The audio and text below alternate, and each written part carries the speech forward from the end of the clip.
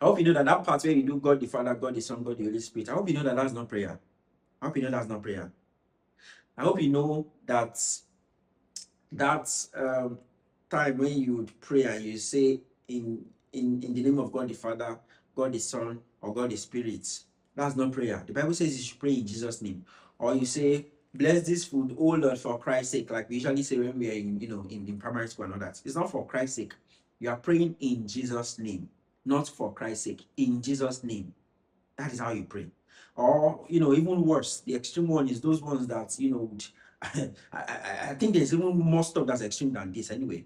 They'll carry their Bible and when they don't sleep, they'll put it under their pillow, so that they'll be covered or protected, or they'll sleep and hold their Bible and, it's not about holding your Bible, it's by you having that word, what the content of the Bible inside of you.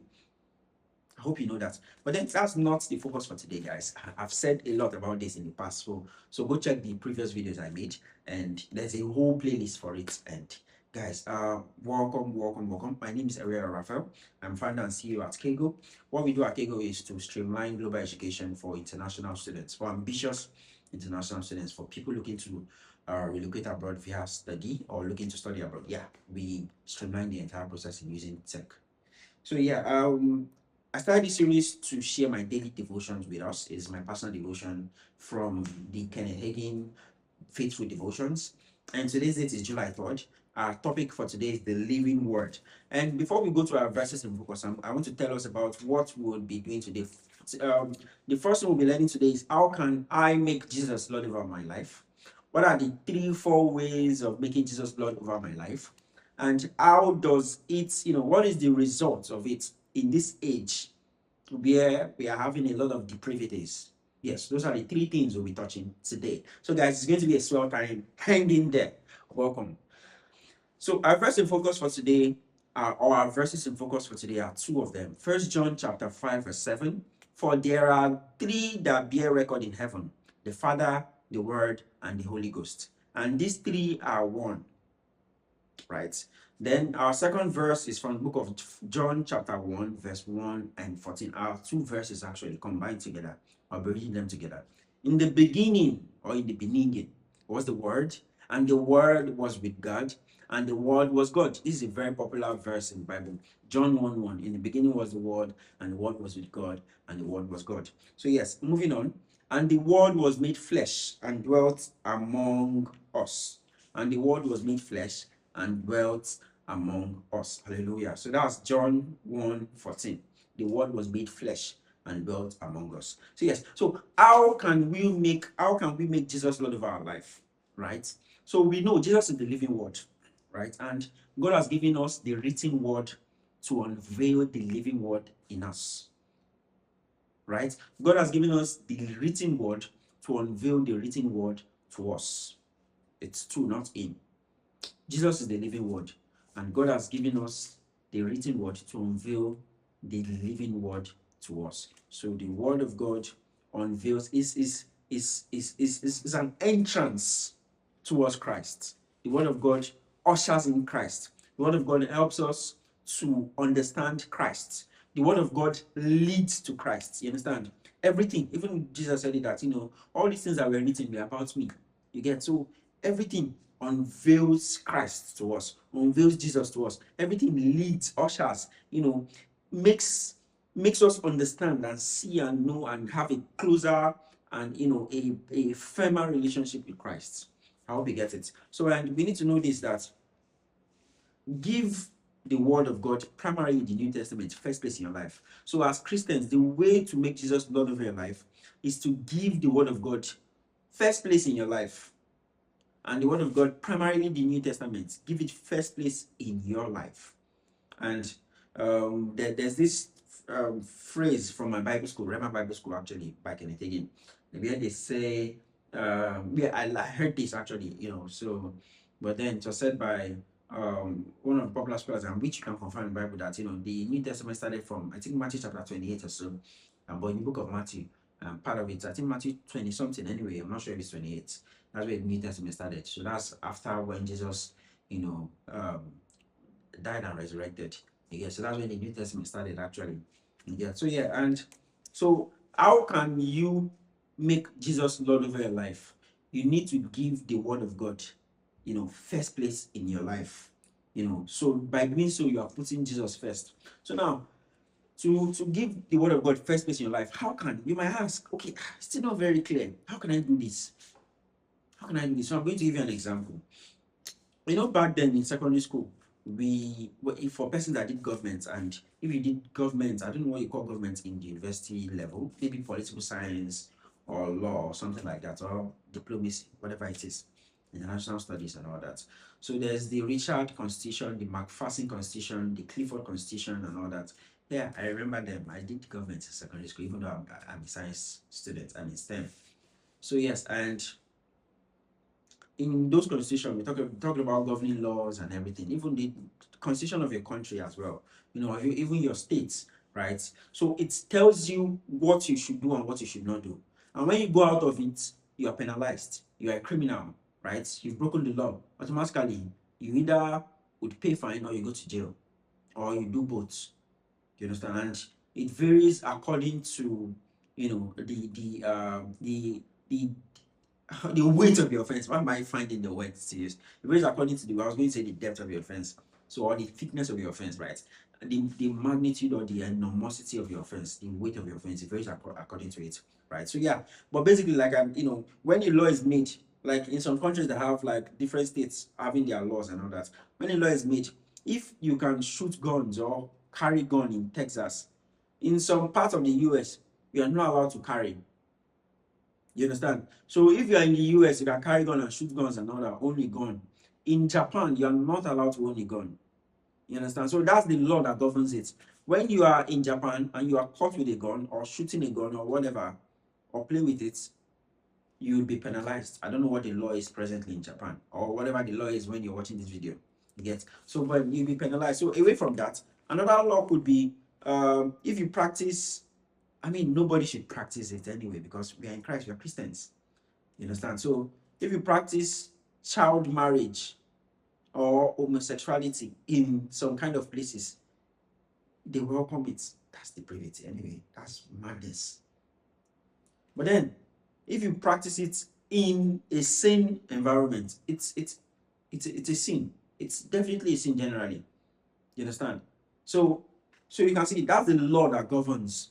So if you want to make God, if you want to give God first place in your life, or you want to make Jesus Lord over your life, you must let the word of God, or let Jesus govern you.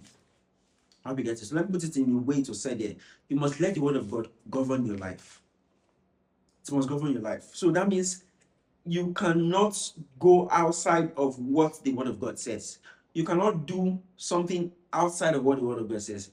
You cannot disobey the word of God. It must govern your life. So everything you do must be in accordance to the word of God. It must govern your life. It must lead you. You must live within the confines or within the freedom of the word of God. Yes, that's true. You must live within the freedom of the word of God. And moving on, second way to make the word of God take first place in your life is this, or second way to make Jesus to be Lord over your life is this. You must let the word of God be your life. So when people see you, they see a reflection of the word of God. It must be your life. Just like, okay, when you see Ronaldo, when you see Messi, you see football. You understand? That is their life. Everything they do is around football. What they wear, the way they live their life, they keep fit. We have some persons that are 30-year-old and they cannot even kick, kick the air. Talk less of kicking a ball for 90 whole minutes, right? But these guys stay fit even at 38, 39, and 41. As at this year in 2026, July 3rd, right? So everything they do, their fitness regime, their fitness plan, their fitness regimen, or I'm trying to find out what is it regimen that's called that is called. Their work life, their lifestyle, the business they do, the partnerships, the brand deals, everything revolves around football. So when Jesus is Lord of your life, or when you are giving God first place, the word of God is your life. You make it be your life. Or how's he exactly said here? The word of the Lord of let the word be the Lord of your life. It becomes the Lord of your life. Okay, I think I was, digressing a bit. It becomes the Lord. You make the word Lord of over your life, or Lord of your life. So you put the word first before anything, before your opinion, before your mom's opinion, before anybody's opinion. You put the word first. You put the word first in every decision you make.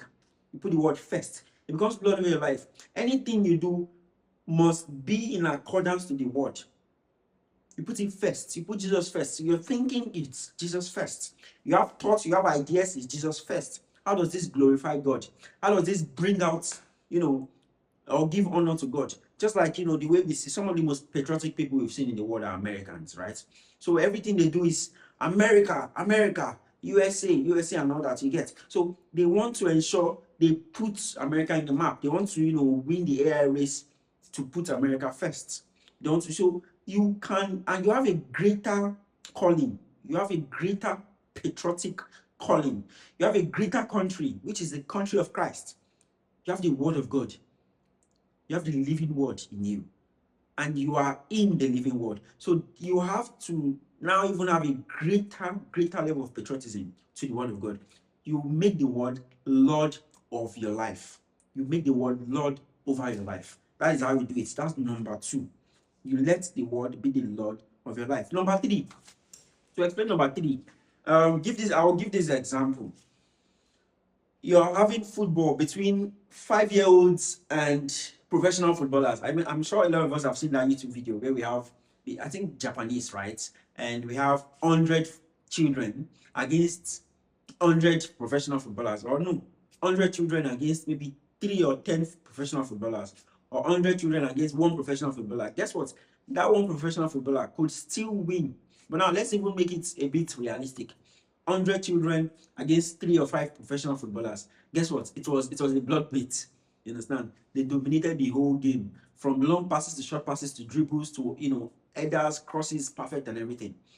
You get? So it's just like, okay, I don't use Argentina because a small team, because these days in football there's no small team. It's crazy, right? But then these professional footballers, 100 of them against 100 children, the domination is going to be crazy. Like, it's going to be very crazy.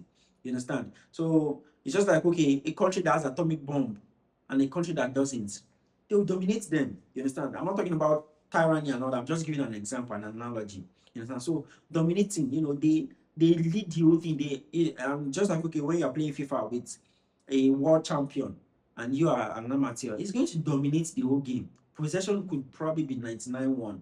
You understand? So, but then when you're in Christ, you let the word of God dominate you. When you have Jesus as Lord over your life, it is not 99-1 possession. It is 100-0. You surrender it all. You give the word. To give the word first place, it means the word of God dominates you, leads you, engulfs you. You have no place. You have no say. It's just the word of God. Your say-so is given to God. God has is the say-so in your life.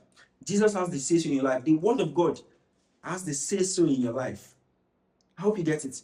That's what it means to have the word of God take first place in your life, or to make Jesus Lord over your life. The word of God has to dominate you. The word of God will dominate you. You let the word of God dominate you. You understand? By doing so, you are really allowing Jesus to lord it over you. You understand? Because Jesus and his word are one. So by doing so, by making the word dominate you, you are allowing Jesus to lord it over you. You are allowing Jesus to come in, allowing Jesus to lead you, because Jesus and the word are one. I hope you get it now, guys. So that's it, guys. You need to see. This is everything you need to do as a believer. Let Jesus be Lord over your life. Hand it over to him. Let him dominate you. Let him dominate you. This is how you make Jesus Lord over your life. And moving on, we are living in an age, in this age, we are living in an age where we need to get serious about our spiritual life, to be honest. We are living in an age where if you are still behaving like a disco towards your spiritual life, you're still being lukewarm, it's going to spit you out. He said it already, right? And we're living in an age where there's a lot of temptation. Social media alone, social media addiction, social media has worsened the amount of porn, right? The problem of pornography among children and among adults. It has worsened the level of lust, greed, not just lust for sexually immoral things or sexually immoral things, but also lust for money, lust for wealth, lust for power, lust for anything and everything that is atrocious, right? So you do not, we are living in this age where, things are more amplified, right? There's more connection and more connectiveness or connectedness, right? You can bring out your phone and you can connect with anybody, you can take your time and all that. So this is the time we need, and we're living in the time of AI, right? So this is the time we need to be more spiritually aware, more spiritually sound, and this is the time we even need to be with Christ even more, right? So this is the time we need to, be very serious about spiritual matters. It's very serious about our walk with God. And this is time we need to learn what the Bible says about everything. What the Bible has to say about love, what the Bible has to say about marriage, has to say about friendship, has to say about business, about career, about children, about our home. This is the time we should not be lackadaisical or serious about this area. We should learn what the Bible has to say about this. The Bible has said and given us the blueprints, the standard for getting married, for finding a wife, for getting the job, getting life, starting a business, leading our business, managing our finances, leading our homes, raising our children, getting married, finding the one. The Bible has said everything. This is the time we need to find what the Bible has said about this. We take our spiritual life seriously and be serious about spiritual matters, right? So, guys, we need to let the Word of God guide us in every area of our life. We need to let the Word of God be our guide in life. And when we do, we are making Jesus to be Lord of our life. So, when you make the Word of God be the guide, or the Word of God be your guide in life, automatically you are making Jesus to be Lord over your life. And that's it, so guys. So then his written word becomes the Lord of your life. I hope this blessed you. I hope this was very clear. I hope we got it. Let me confirm that my camera is still rolling. And I hope this sank, right? I hope this was very clear to us. And now that brings us to the end of the video. But before we go, guys, two things. First of all, guys, subscribe to this channel if you're yet to. Like this video, so the algorithm will be told that this is an amazing video and more persons should see it. Also, guys, drop your comments. I would love to hear your comments. I would love to hear from you and to know that you saw the whole of this video, or even if you didn't, I would love to know that you at least saw this video, even if it's a second. And also, I'd love to know what areas of this video you would want me to improve upon. So thank you, guys. Maybe the mic was not clear. I hope that would not be the issue, or I was too fast or I was too slow or something. I would really love to hear your feedback. Secondly, before we go, guys, let's take our daily confession. Lord Jesus, you are the Lord of my life. I allow your word to dominate me. I allow your word to have dominion over me. Therefore, you are lording it over me. You are dominating me. You are the Lord of my life. Repeat loudly and say it with your full chest, like we say it in Nigeria. Say it, believe it in your heart, and confess in your mouth, guys. So thank you and God bless you. Have a wonderful day, guys. Cheers.